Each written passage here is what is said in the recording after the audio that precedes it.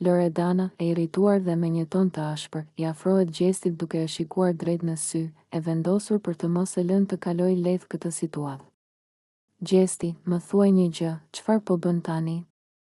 Sepse më duket sikur po luan një lojë të dy fisht. I thot ajo me një shikim të mprehtë, duke kryqëzuar duart para trupit. Gjesti e shikon me një buzëqeshje të lehtë, por Loredana nuk e lë të flasë. Ti ke bërë vetëm shaka dhe tallje me Eglin gjatë gjithë kohës. E ke hedhur poshtë, e ke lënë të ndihet keq dhe tani, papritur, e afron përsëri? Si funksionon kjo sipas teje? Vazhdon ajo, duke ngritur zërin. Gjesti merr frym thellë dhe mundohet të mbrohet. Loredana, nuk është ashtu siç po e sheh ti unë thjesht. Jo, mos fillo tani me justifikime. E ndërpret ajo menjëherë. E ke lënë të vuaj, e ke bërë të ndihet keq para të gjithëve, e ke trajtuar sikur nuk kishte rëndësi për ty. Dhe tani, kur të duhet përsëri, e afron sikur asgjë nuk ka ndodhur. Kjo është hipokrizi, Gjesti. Gjesti tund kokën dhe flet me një ton më të qetë. Unë nuk po përpiqem ta lëndoj askënd, Loredana. Kam reflektuar mbi disa gjëra dhe kam kuptuar që ndoshta nuk kam vepruar gjithmonë siç duhet. Loredana qesh me ironi. Reflektuar? Seriozisht? Tani të erdhi reflektimi? Pasi e poshtërove, pasi e bëre të ndihet si një budallaqe, pasi I tregove të gjithëve se nuk të interesonte fare. Dhe tani papritur të ka ardhur ndërgjegjja?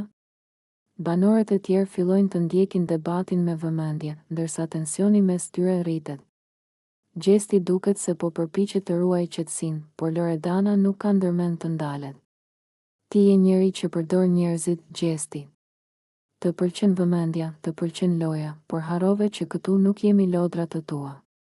Egli meriton më shumë se kaq. Përfundon ajo, duke e shikuar me një shprehje zhgënjimi. Gjesti rri për një moment në heshtje, sikur po përpiqet të gjejë fjalët e duhura për t'u përgjigjur. Por është e qartë se debati nuk do të mbyllet kaq lehtë dhe se ky konflikt do të vazhdojë të trazojë atmosferën brenda shtëpisë. Gjesti, I nervozuar dhe me një shikim sfidues, I afrohet Loredanës duke e parë drejt në sy. Ai nuk ka ndërmend ta lërë këtë bisedë pezull dhe kërkon një përgjigje të qartë prej saj. Loredana, si është puna me ty? I thot ai me një ton të prerë. Ti ke puthur mua, kundërshtarin e Jozit, dhe pastaj vazhdon të rish e lidhur me të, sikur asgjë nuk ka ndodhur. Si funksionon kjo sipas teje? Loredana, e befasuar nga mënyra se si ai e ka nisur këtë debat, I kthen një shikim të ftohtë. Ajo e merr një moment për të menduar, por nuk e lë Gjestin të ketë e përsinë në këtë situatë. Dëgjoj, Gjesti, I thot ajo me një ton të qetë, por të vendosur. Ajo që ndodhi mes nesh ishte një moment. Nuk do të thot asgjë për mua. Unë dhe Jozi kemi një lidhje dhe pavarësisht çdo gjëje, unë jam me të. Gjesti qesh me ironi dhe tund kokën. Ah, një moment thua? Një moment I vogël dhe I parëndësishëm? Po atëherë pse e bëre? Pse erdhe tek unë? Apo thjesht të pëlqen të luash në të dyja anët? Loredana e ngushton shikimin dhe hidhërohet. Mos më flit me atë ton, Gjesti. Nuk po luaj me askën. Unë e di shumë mirë çfarë dua dhe ku qëndroj. Ti e interpreton gjithçka si të duash, por e vërteta është ndryshe. Gjesti afron fytyrën edhe më shumë pranë saj, duke u përpjekur ta detyrojë të pranojë atë që ai mendon se është e vërteta. Nëse e di çfarë do, atëherë pse nuk e tregon me veprime? Pse vepron në një mënyrë dhe pastaj thua diçka tjetër? Mos mendo se unë nuk e shoh çfarë po bën. Loredana mban qëndrimin e saj dhe nuk tërhiqet. Ti nuk e di asgjë për mua, Gjesti. Mos e shtrembëro të vërtetën për të më nxjerrë mua keq. Unë e di mirë çfarë kam bërë dhe nuk I jap llogari askujt, aq më pak ty. Debati bëhet edhe më I tensionuar, ndërsa të tjerët në shtëpi fillojnë t'i ndjekin me vëmendje. Tensioni mes tyre rritet gjithnjë e më shumë dhe duket se kjo përplasje nuk do të mbarojë këtu. Loredana, e irrituar dhe me një ton të ashpër, I afrohet Gjestit duke e shikuar drejt në sy, e vendosur për të mos e lënë të kalojë lehtë këtë situatë. Gjesti, më thuaj një gjë, çfarë po bën tani? Sepse më duket sikur po luan një lojë të dy fisht. I thot ajo me një shikim të mprehtë, duke kryqëzuar duart para trupit. Gjesti e shikon me një buzëqeshje të lehtë, por Loredana nuk e lë të flasë. Ti ke bërë vetëm shaka dhe tallje me Eglin gjatë gjithë kohës. E ke hedhur poshtë, e ke lënë të ndihet keq dhe tani, papritur, e afron përsëri? Si funksionon kjo sipas teje? Vazhdon ajo, duke ngritur zërin. Gjesti merr frym thellë dhe mundohet të mbrohet. Loredana, nuk është ashtu siç po e sheh ti unë thjesht. Jo, mos fillo tani me justifikime. E ndërpret ajo menjëherë. E ke lënë të vuaj, e ke bërë të ndihet keq para të gjithëve, e ke trajtuar sikur nuk kishte rëndësi për ty. Dhe tani, kur të duhet përsëri, e afron sikur asgjë nuk ka ndodhur. Kjo është hipokrizi, Gjesti. Gjesti tund kokën dhe flet me një ton më të qetë. Unë nuk po përpiqem ta lëndoj askënd, Loredana. Kam reflektuar mbi disa gjëra dhe kam kuptuar që ndoshta nuk kam vepruar gjithmonë siç duhet. Loredana qesh me ironi. Reflektuar? Seriozisht? Tani të erdhi reflektimi? Pasi e poshtërove, pasi e bëre të ndihet si një budallaqe, pasi i tregove të gjithëve se nuk të interesonte fare. Dhe tani papritur të ka ardhur ndërgjegjja?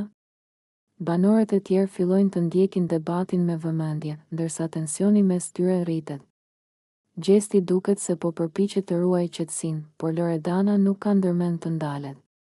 Ti je njeri që përdor njerëzit, Gjesti.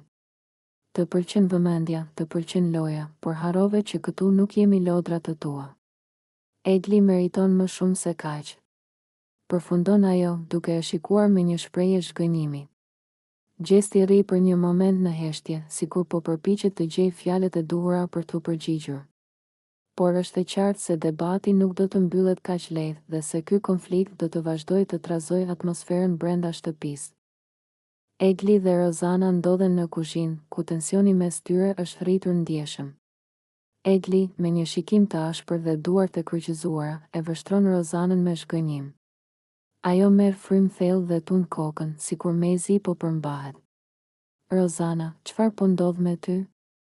Deri dje ishe gjithë kohës pas Gjestit, e tani, si me magji, je kundër tij?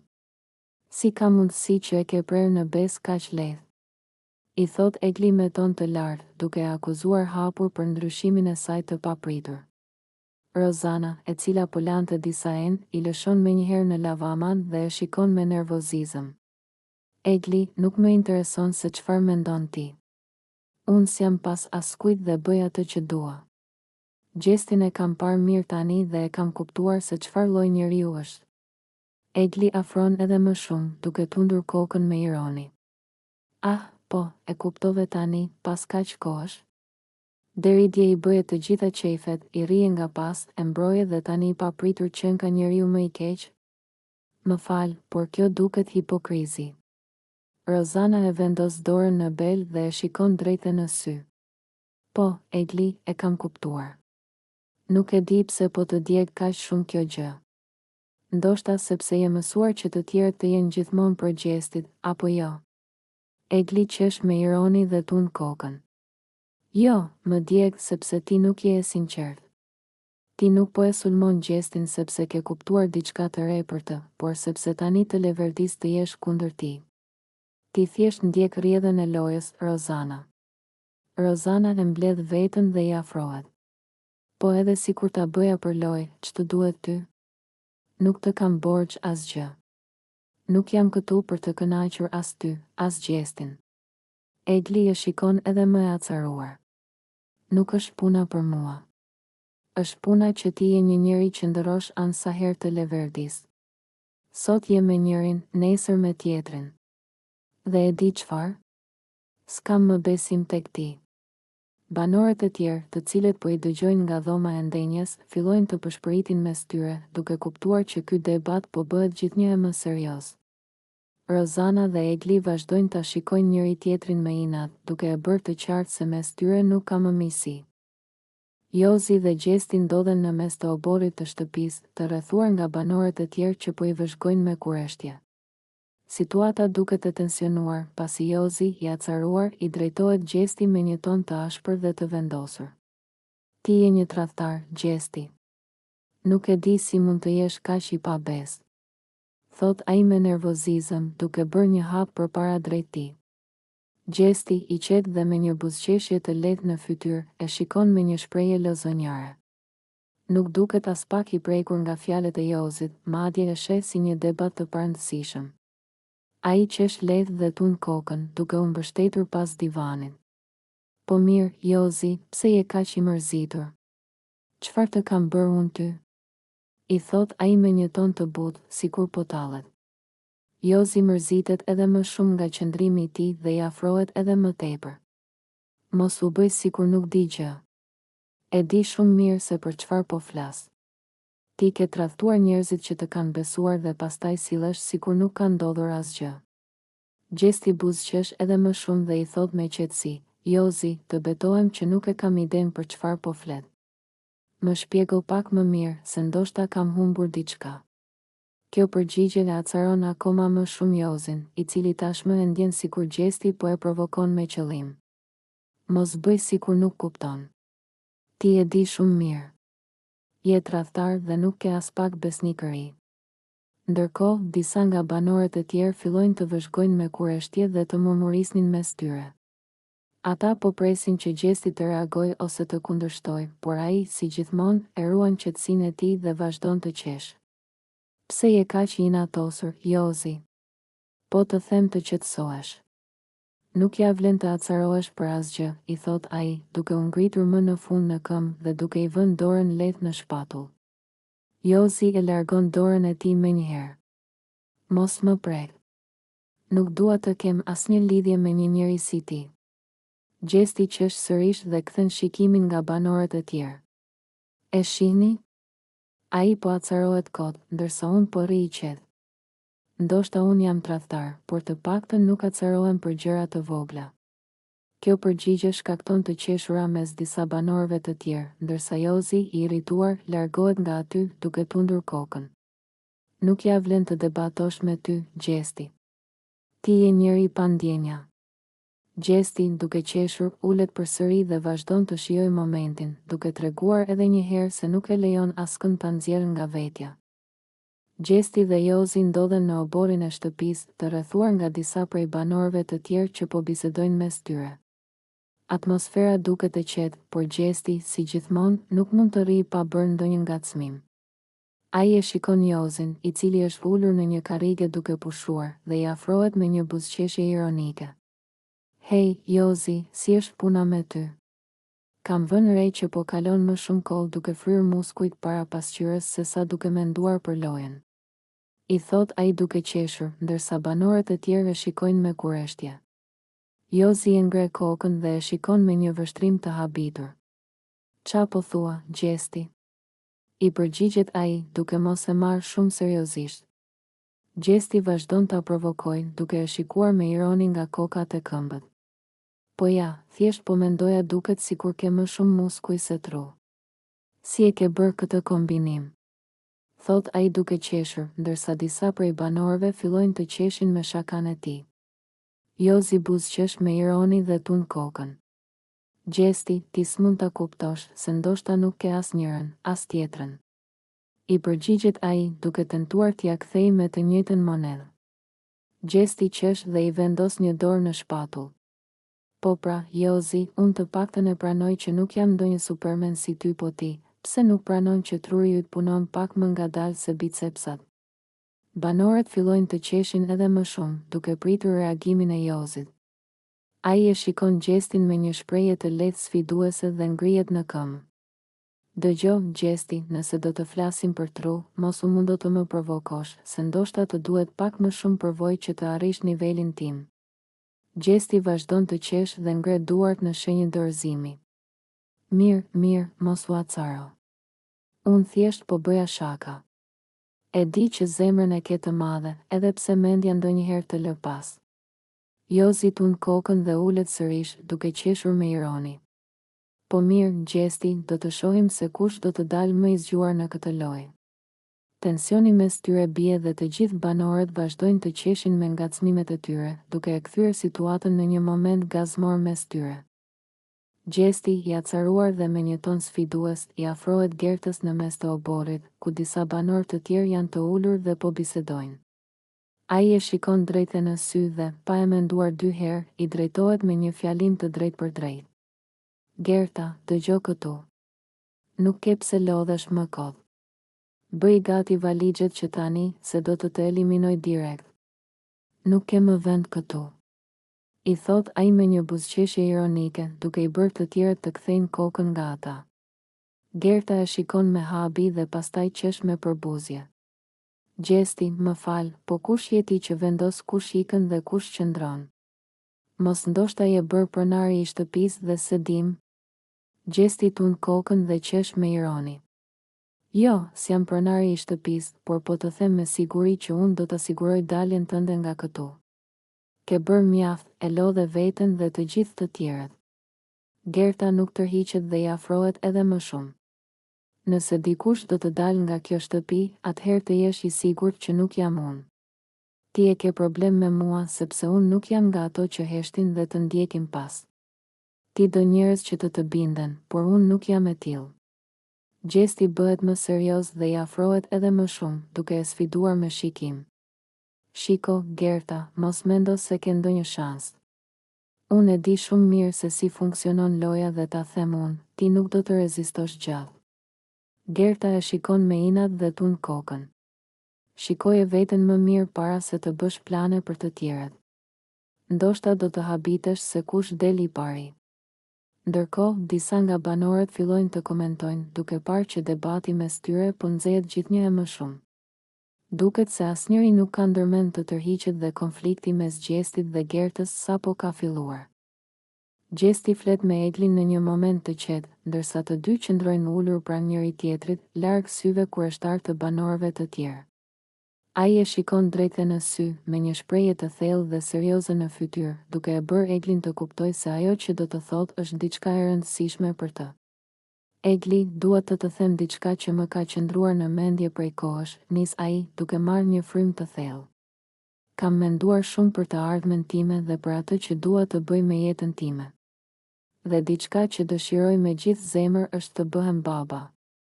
Së shpejti dua të kem një fëmijë, dua të krijoj një familje dhe të përjetoj atë ndjenjën e pabesueshme të qenit prind. Egli e shikon me habi, por edhe me një lloj ngrohtësie, duke u përpjekur të kuptojë seriozitetin e fjalëve të tij.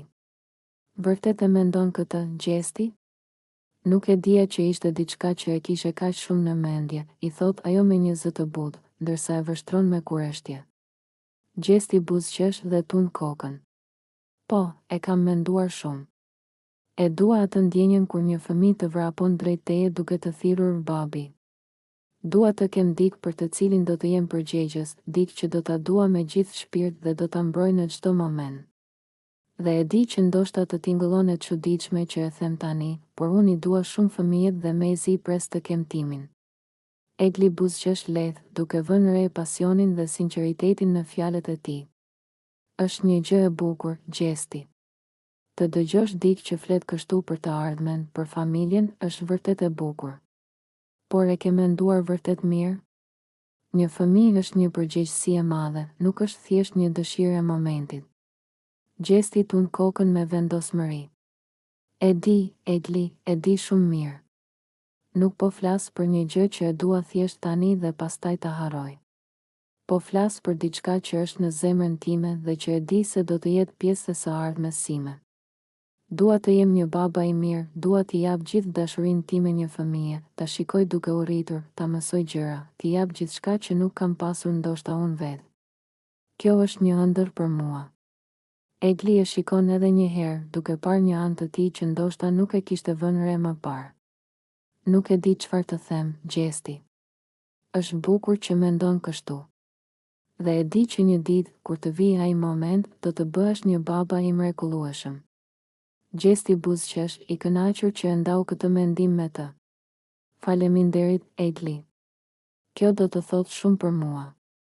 dhe ndërsa biseda vazhdon, duket sikur mes tyre është krijuar një lidhje më e thellë, një mirëkuptim i ri që ndoshta as ata vetë nuk e kishin pritur.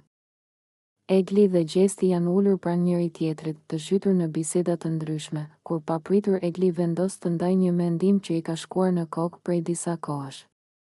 Ajo e shikon Gjestin me një buzëqeshje të lehtë, sikur po planifikon diçka të çuditshme, por edhe të guximshme. Gjesti, kam një ide, i thot ajo, duke e parë drejtë në sy me një shprehje serioze, por edhe pak lozonjare. Gjesti ngre vetullat, i intriguar nga mënyra si ajo e thot këtë. Çfarë ideje, Egli? Çfarë po mendon tani? E pyet ai, duke buzëqeshur lehtë. Egli merr frym thellë dhe më pas e thot troç, po sikur kur të dalim nga këtu, të bëjmë një fëmijë bashkë. Gjesti shtanget për një moment, duke e parë me habi. Nuk e kishte pritur as pak një propozim të tillë nga ajo. Ai qesh lehtë, duke menduar se ndoshta ajo po bënte shaka, por kur sheh seriozitetin në fytyrën e saj, kupton se ajo e ka menduar vërtet këtë ide. Egli, ti po e thua seriozisht? E pyet ai, duke e parë me një shprehje të përzierë mes habis dhe dyshimin. Po, e kam menduar, i përgjigjet ajo, duke ngritur supet. Më ke thënë që do të bëhesh baba, dhe unë nuk e di, thjesht po mendoja që ndoshta ne mund ta bënim këtë gjë bashkë. Të kemi një fëmijë tonin kur të dalim nga këtu. Gjesti largohet paksa dhe kalon dorën në flok, duke u munduar të përpunojë atë që sapo dëgjoi. Ai nuk e kishte menduar kur një gjë të tillë, sidomos me Eglin. Për të, kjo ishte një temë shumë serioze dhe jo diçka që mund të vendosej kaq lehtë. Egli, e vlerësoj shumë që po më thua këtë, por nuk e di, nuk më duket një ide e mirë, i thot ai sinqerisht. Egli duket pak e zhgënjur nga përgjigja e tij. Pse jo? Ti vetë ke thënë që dëshiron të bëhesh baba, apo jo? Po, kam thënë, por kjo nuk është diçka që mund të vendoset kështu, si një lojë apo si një plan spontan, shpjegon ai me një ton të bullë. Të kesh një fëmijë është një përgjegjësi e madhe, Egli. Nuk mund ta vendosim thjesht këtu brenda, në këtë shtëpi, sikur të jetë një sfidë apo një plan për të ardhmen. Duhet ta mendosh mirë një gjë të tillë. Egli pshërtin dhe tund kokën. Ndoshta ke të drejtë. Thjesht më erdhi si mendim. Por gjithsesi, ishte një ide interesante, apo jo? Gjesti qesh dhe e shikon me një shprehje të bullë. Po, ishte një ide interesante, Egli. Por për mua, ende është shumë shpejt për ta menduar diçka të tillë. Egli buzëqesh lehtë, edhe pse brenda saj ndihet një ndjesje e çuditshme, si një përzierje mes shkënjimit dhe mirëkuptimit. Edhe pse ajo e hodhi idenë me shaka, një pjesë e saj ndoshta kishte dashur një përgjigje ndryshe. Megjithatë, biseda e tyre lë një hije intrigë mes tyre, duke e bërë marrëdhënien e tyre edhe më të ndërlikuar.